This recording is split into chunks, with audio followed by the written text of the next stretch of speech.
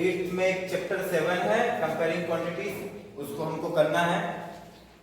इसमें से सारे सवाल तो हम कर नहीं सकते क्योंकि ये पॉसिबल नहीं है इतने जल्दी, लेकिन जो इम्पोर्टेंट सवाल है जो कि ऑलरेडी आ चुके हैं, इनकी पॉसिबिलिटीज बहुत ज्यादा है आने की, वो सवाल हम कर रहे हैं। तो क्वेश्चन नंबर वेरी शॉर्ट का ये 4th है, convert the ratio 2:5 to percentage. देखो 2:5 को आप लिख सकते हैं 2/5, परसेंटेज में कन्वर्ट करना है इनटू 100 कर दीजिए। 5 × 10 20 20 × 2 40 और परसेंटेज लगा दीजिए। बुक में जब आप जाएंगे तो आपको ऐसा करने को मिलेगा 2/5 इनटू ऊपर 100 करिए, नीचे 100 करिए, ऐसा करने को। भाई कोई भी संख्या का जब हम परसेंटेज हटा देते हैं तो वो 100 जो है नीचे लग जाता है, नीचे का 100 आप अगर हटा देते हो तो ऊपर परसेंटेज लग जाता है। तो आप यही मान लीजिए कि ये वाला 100 जो है इसको आपने 5 से काट दिया और नीचे वाला जो 100 लगा था उसको हटा के क्या लगा दिया, परसेंटेज। ठीक है, तो बुक में इस तरह से दिया, अगर कंफ्यूज नहीं होना, ये सबसे इजी तरीका है। चलिए आगे बढ़ते हैं। अगला सवाल है, ये शॉर्ट का पहला वाला सवाल है, ये jacket is sold at 1120 rupee after allowing a discount of 20%, then find its market price. इसका मतलब ये हुआ एक जैकेट है जिसको कि 1120 रुपए में बेचा गया और डिस्काउंट 20% डिस्काउंट करने के बाद, मतलब आप ये मान लीजिए कि परसेंटेज के हिसाब से अगर 100% इसकी वैल्यू अगर रही होगी और अगर आपने 20% इसका डिस्काउंट लिया होगा तो इसकी जो वैल्यू चुकाई होगी वो कितने की चुकाई होगी, 80%। सीधी बात भाई, 100% मान लो टोटल इसकी वैल्यू है, 20% आपने इसका डिस्काउंट जो है वो आपको लिया, तो आपने कितना चुकाया होगा इसका, 80%। ठीक है, तब देखो कि मान लीजिए लेट्स जो आपकी मार्केट प्राइस है, मार्केट प्राइस है वो है x, कितना है, x रुपीस। अब x का 80%, अब भी आपको बताया 80 क्यों किया हमने, 80% जो कि आपने जितने में आपने खरीदा है उतने में उसने बेचा होगा सामने वाले ने, तो आपने 80% में खरीदा है तो कितने में खरीदा, आपने इसको खरीदा होगा कितने में खरीदा होगा, ठीक है ना, इतने में बिकी होगी। तो अब जब इसको आप x की वैल्यू निकालोगे तो 100 वहां करो, 80 नीचे कर दो, 0 से 0 कैंसिल। ठीक है, अब इसको 2 से काट दो, 4, हाँ 2 से काट दो, 2 4 जा 8, 2 5 जा 10। अब 4 फिर से काट दो, 2 5 जा 10, 2 6 जा 12, 0, 2 2 जा 4, फिर 2 से काट दो, 2 2 जा 4, 2 8 जा 16, 0 और इसमें 5 का इंटू कर दो, तो 28 पंजे होता है 140, मतलब 1400 रुपए की आपके क्या होगी ये मार्केट प्राइस, मतलब जो इस पे प्रिंट होगी या जो उसकी उस पे मार्क होगी, उस पे आपने फिर 30% का डिस्काउंट लिया होगा और आपने कितने खरीदी होगी इसकी, 1020 रुपए, 1120 रुपए में, सॉरी। चलिए आगे बढ़ते हैं। अगला है, ये अलमीरा is sold eight 5225 after allowing a discount of 5%, find its market price.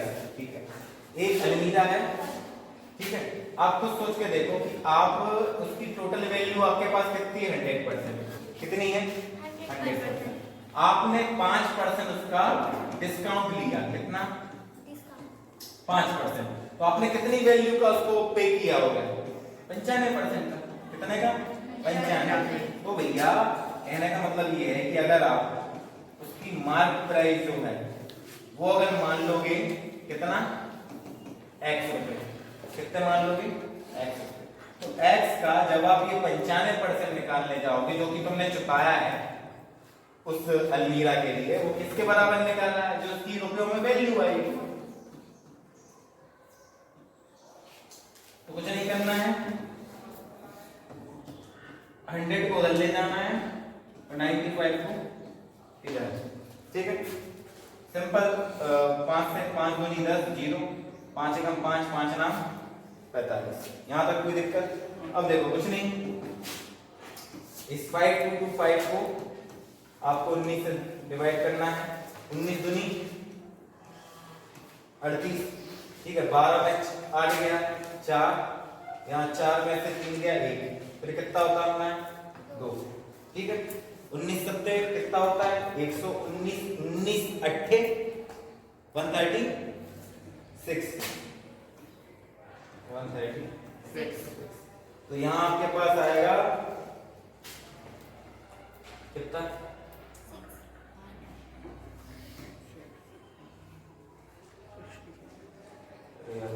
बंद करिए। अब 5225 में 20 का इंटू कर देते हैं तो हो जाएगा 0, 2 पंजे 10, हासिला 1, 2 दूनी 4 और 1 5, 2 दूनी 4 और 2 पंजे 10, कितना। अब इसमें डिवाइड क्या करना है 19 का, तो 19 का डिवाइड और कर देते हैं।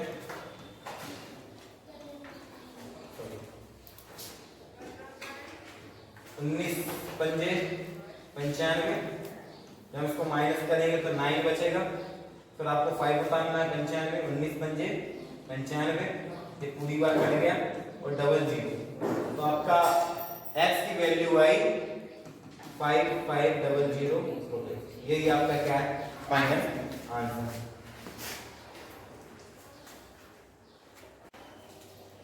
अगला सवाल है, if Rohan has 800 rupees left after spending 50% of his money, how much money he had initially? इसका मतलब ये हुआ कि एक रोहन है, रोहन के पास 800 रुपए बचे हैं। कब बचे? जब उसने 50% स्पेंड मतलब खर्च कर लिए, तब उसके पास शुरू में कितने रुपए थे। मैंने कहा ठीक है, देखो आप खुद सोच के देखो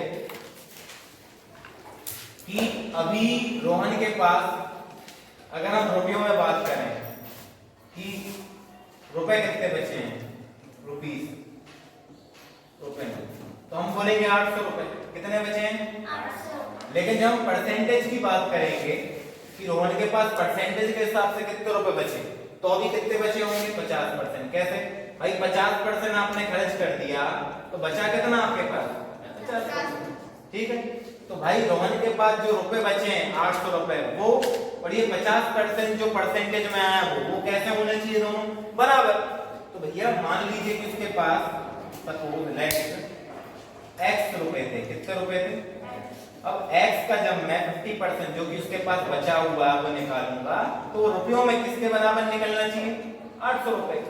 तो x बराबर 800, ये 100 है ऊपर चला जाएगा, ये 50 है वो नीचे, 0 से 0 कैंसिल, 5 दूनी 10, 800 दूनी होता है।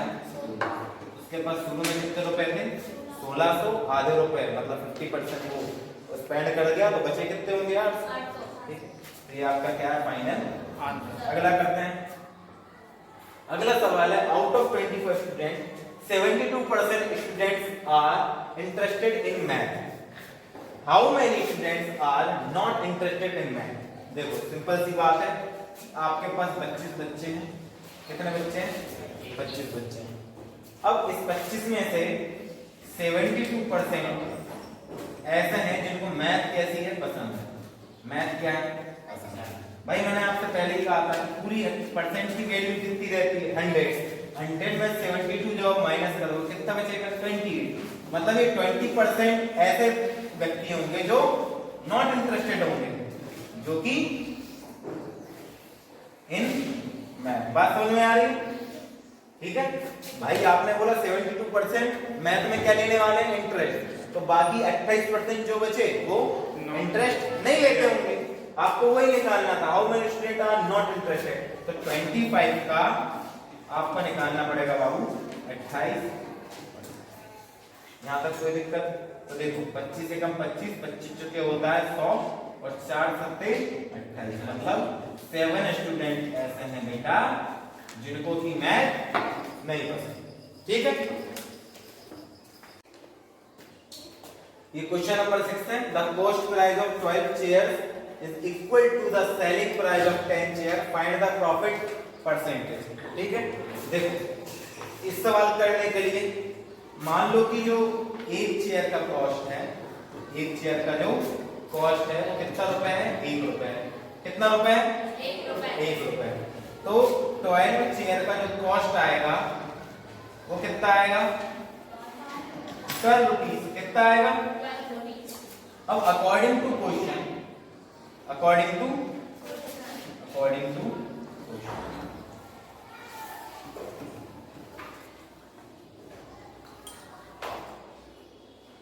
क्वेश्चन ये कह रहा है कि जो 10 चेयर्स का सेलिंग प्राइस है, 10 chairs selling price equal to, किसके इक्वल कह रहा है? Cost of 12 chairs, cost of 12 chairs. ठीक है। अब भैया 10 चेयर को तुमने बेचा कितने में होगा? सोच के देखो भाई, 12 चेयर की कॉस्ट कितनी होगी? 12 रुपए। समझ रहे? मतलब 10 चेयर आपने खरीदी होंगी 10 रुपए की और बेच कितने में थी? 12 रुपए की। तो आपको क्या हुआ? प्रॉफिट। क्या हुआ? प्रॉफिट। और प्रॉफिट का फॉर्मूला क्या रहता है? प्रॉफिट का फॉर्मूला रहता है selling price minus cost price. यही रहता है। सेलिंग आपने बेच कितने में दिया? 12 रुपए में। तो 10 चेयर खरीदी कितने में होगी? 10 रुपए में। तो आपके पास 2 रुपए का क्या होगा? प्रॉफिट। यहाँ तक कोई दिक्कत? No sir. अब आपको निकालना था प्रॉफिट परसेंटेज। क्या निकालना था? Profit percentage. तो थोड़ा सा दर करके अपने इधर करते हैं। देखो प्रॉफिट परसेंटेज का फॉर्मूला होता है, वो होता है profit upon cost price into 100। Profit कितने रुपए का हुआ?